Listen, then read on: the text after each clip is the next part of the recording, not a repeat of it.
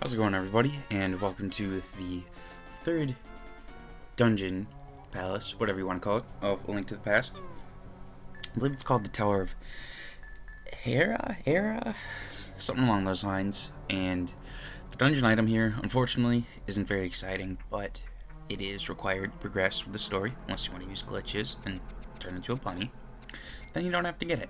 But since we don't want to be a bunny, we do have to get this item. The dungeon itself isn't overly difficult. There's a lot of these switches around here, which cause those little platform thingies to go up and down.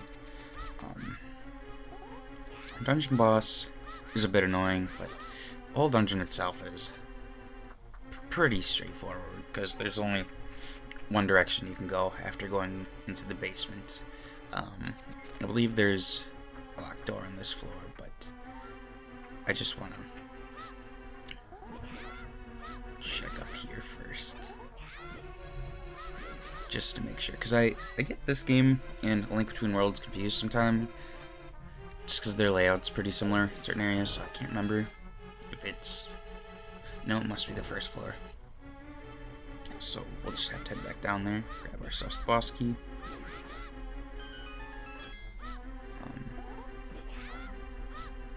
I don't think it gives you a quote if you don't have the key, does it? Oh yeah, it does. Okay. So we'll just jump on down here, and I believe it's in the back left. Maybe? Okay. So the door's in the back left, but the dungeon map, as you just saw, was right there. And I'm getting bullied in this dungeon. I'm not sure about the order that I'm going to be doing things in the Dark World, which comes after this. I can't remember if you can do them out of order. I want to say you can, but I'm not 100% certain on that, because I think there's some items that are required in their early Dark World dungeons that you can't necessarily go without. But I do want to get the damage reduction as soon as possible, so we're just going to kind of see how things go. And who knows, maybe I'll be able to get it early, and then won't really have to worry so much about enemies damaging me all the time, but we'll see. Ordinarily, the strat for these floor tile rooms is to just stand in the doorway, but I didn't realize it was a floating tile room, so I got bullied a little bit, but that's okay. So we're going to make our way this way, and I forget what these suckers are called. They're annoying. They're not too difficult to kill. Just either keep your sword out, or you can avoid them if you really want to, because it's not necessary to really kill too many of the enemies in this game. I don't like these guys, though, because they throw their bones at you. That's not very nice. I don't think we have to kill these guys for the treasure chest, but just so they're not in my way.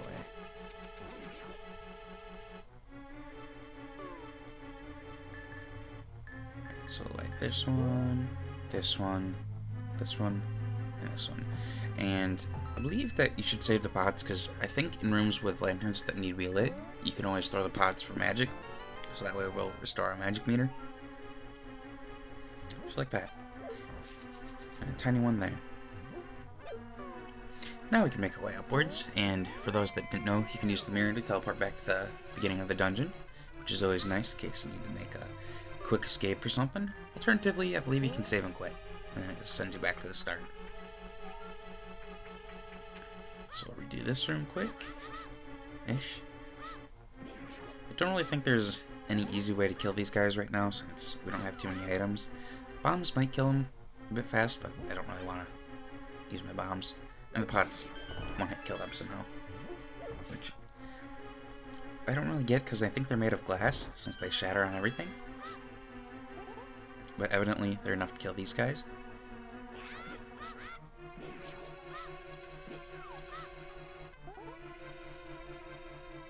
One more hit should kill him. There we go.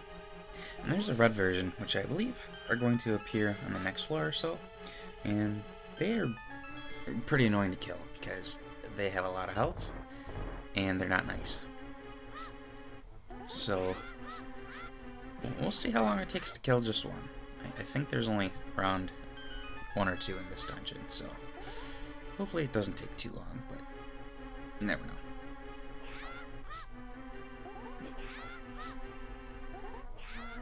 And a lot of this dungeon has to do with rearranging the floors using those stars.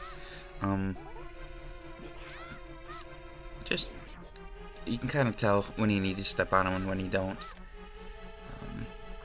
And if you fall, I believe it most of the time just sends you back to the floor below, but some of them do send you all the way to the bottom, which isn't good, but we're going to try and avoid those.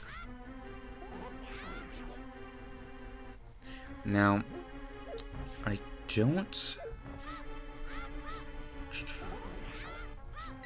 don't think there's really anything hidden in any of the pots in this dungeon. I think everything's mostly out in the open. And again, you can use that little Triforce thingy right there to talk to Sahasrara. And he was just telling you about the dungeon item, which is in the chest in front of us. To get to the chest, we actually have to go up, I believe, just one floor. Maybe it's two, but I think it's just one. And then fall down from the floor above. And you kind of have a habit of forgetting the Moon Pearl, from what I've seen. Like, I forgot it myself a few times. I've seen other players like comment on forums about it, like, why am I still a bunny in the Dark World? And that's because you actually do need to get this item, and kind of just glosses over it, because it's not really required for any other part of the dungeon. So it's really easy to miss, but we don't want to miss it. And there's one of those red enemies I was talking about. They're horrendous.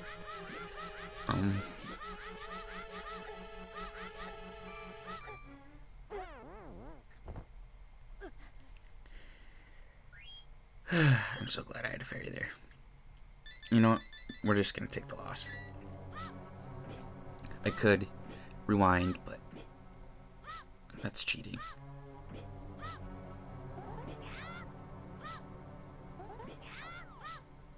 And I think there's just a bunch of little miscellaneous items in those pots. Like a couple rupees, maybe bombs and arrows, and some hearts, but we're pretty good on hearts, so we don't really need to do that.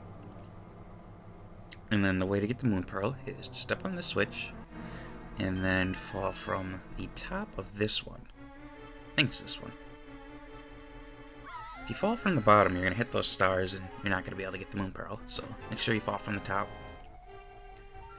And now, whenever we enter the Dark World, we're going to stay as Link.